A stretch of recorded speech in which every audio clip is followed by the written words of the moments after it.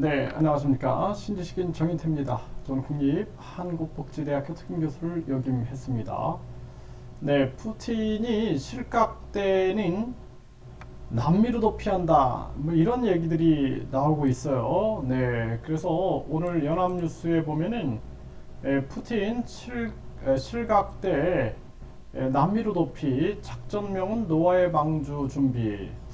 그 갖가지 얘기들이 나오는 거죠. 네, 건강 이상설 소문이 난무하고 연말 법정 연례 행사마저 취소하고 있다. 네, 두문불출하고 있다. 뭐 이런 얘기가 나오는데 전쟁 때는 항상 그 심리전이 굉장히 중요합니다.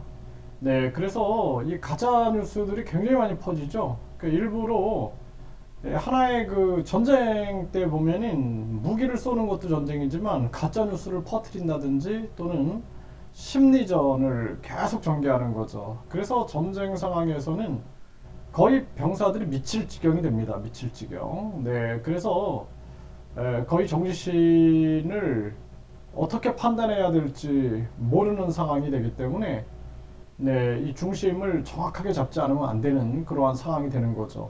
아주 혼란이 전개된다. 그래서 지금 푸틴이 실각 때 남미로 도피한다. 이게 이제 뭐 만일의 상황에 이런 거를 대비해 놓을 수는 있죠. 만일의 상황. 항상 모든 것이 이 상황 여러 가지 상황에 대비해서 계획을 세우는 것이 당연한 거니까. 네, 그런데 지금 현재로서는 상황이 이렇게 돌아가고 있습니다. 네, 오늘 또 러시아가 우크라에 미사일 76발을 퍼부어서 최소 4명이 사망했다는 거예요. 네, 가구 절반이 정전이 됐다.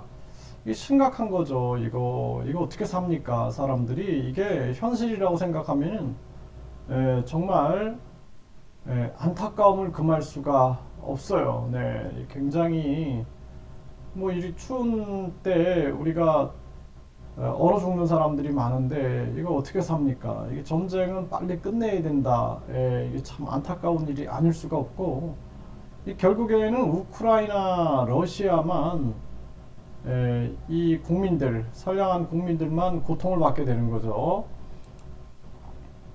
네, 푸틴이 사라졌다. 행사 모두 취소. 러시아에 무슨 일이? 뭐 이렇게 이제 에, 기사들이 나오고 있어요. 네, 매일경제에서도 오늘 이런 기사들을 싣고 있는데, 근데 이제 푸틴은 다음 주에 참전설이 나오고 있는 벨라루스를 방문한다라는 거죠. 네, 그래서 루카셴코와 정상회담을 한다라는 겁니다. 이 벨라루스의 참전설이 계속 나오고 있죠. 네, 그래서 푸틴은 전쟁 장기전을 공식화하면서 벨라루스 동원 가능성을 이렇게 퍼뜨리고 있는 거죠. 네, 그래서 사실상 이 전쟁은 확전될 거다. 저는 그렇게 보고 있습니다. 그래서 미국의 국방부는 러시아 무기가 바닥에 났다. 북한과 이란에 지원을 요청하고 있다. 이렇게 얘기를 하고 있고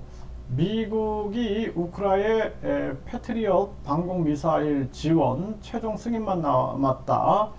그러니까 미국 입장에서도 계속 확전을 진행하고 있는 거고 미국의 꼼수는 미국은 항상 가지고 있는 생각이 지금은 그 기축통화 독점 그리고 4차 산업혁명 독점 세계 경제를 미국이 지배하는 거 이것을 염두에 두고 있다. 그래서 지금 우크라이나 이 러시아 전쟁으로 인해서 유럽이 붕괴되고 영국도 고통을 받게 되고 전 세계가 경제적으로 어려움을 겪을 때 미국은 세계 제조업을 미국으로 끌고 들어가면서 메이드 인 아메리카 인플레이션 감축법 하면서 이기성의 극치를 드러내고 있는 거죠. 이런 게 미국의 전략이다라는 거죠. 그래서 인근 궁피파 전략을 통해서 지금 강달러를 만들면서 미국이 미국 중심의 세계 질서를 재편하고자 하는 목표를 향해서 나가고 있다. 이렇게 볼 수가 있는 거죠.